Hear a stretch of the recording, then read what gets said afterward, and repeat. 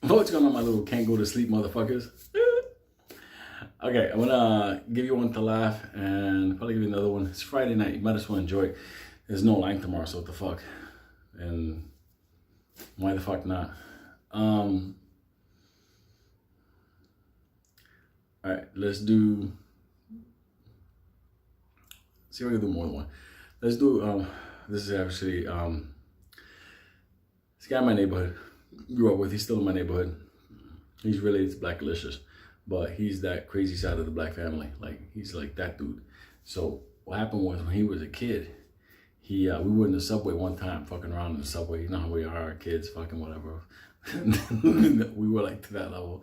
So anyway, we were up going towards the Bronx, and he was always this big, yoked out fucking teenage, like his fucking cousin, like just like Black Delicious. Just, you'll know the difference very soon. He was a good fucking guy. He was almost like really cool, solid, friendly motherfucker. That all ended one day when we were cutting class. New York City subway, between both cars, there's an open space. Okay? So us going from cart to cart to cart to cart to cart, the way stupid New York kids do, we were doing the same thing.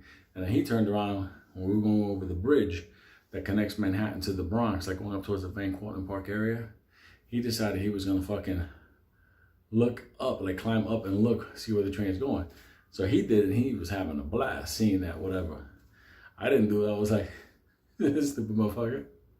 So he kept doing that. One problem, that's when the train is outside, like open air, like you see it, like, you know, going through the bridge. When we went into the tunnels, and the tunnels were like going back into Washington Heights, no big deal. So he did it again, and this is pitch black, and we're there, whatever. And all of a sudden he climbs up, and he's gonna look because the lights are going by. And he does that, and all of a sudden, the loudest I ever heard in my life. Sounded like somebody popped the balloon. All of a sudden, Camron falls down between us. He's covered in blood. He fucking took a head injury up there. He was talking to Martians. He was gone.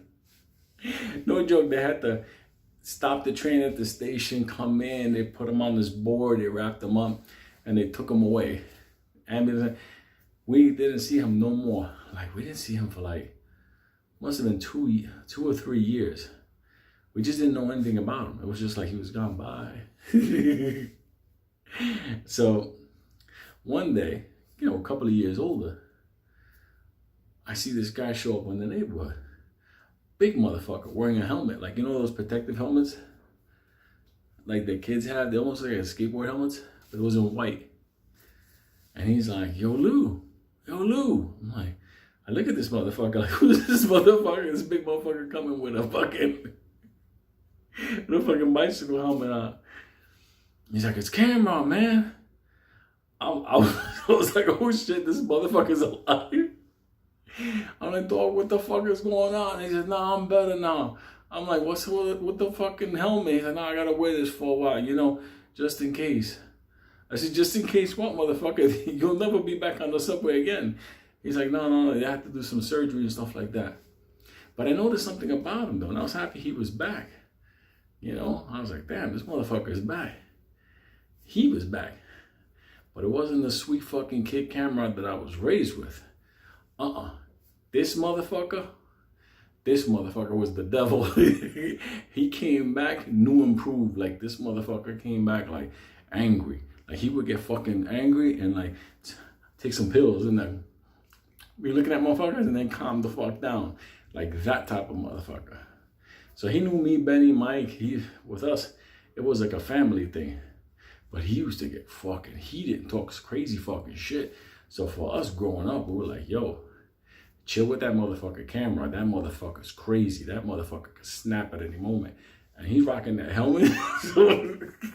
Dog, it's the last motherfucker you want to irritate. This motherfucker's wearing a helmet. So anyway, he also had a mouthpiece. You know, like when you box, you put on a mouthpiece. He had one of those in case he ever has one of the seizures. But when a motherfucker puts on a mouthpiece, You don't want to fucking talk to a motherfucking irritate him. He takes out a mouthpiece. Well, you should. Anyway, fast forward a couple of years. We used to having this motherfucker around, and Camron becomes a big guy in the street. Every corner was his corner. You didn't want to argue with that motherfucker with a helmet, a mouthpiece, and a gun. That's motherfucker. He was that scary motherfucker. If they ever do a hood, like drug king crazy movie, give me a phone call. I'll tell you the story. And that motherfucker on his own, forget New Jack City.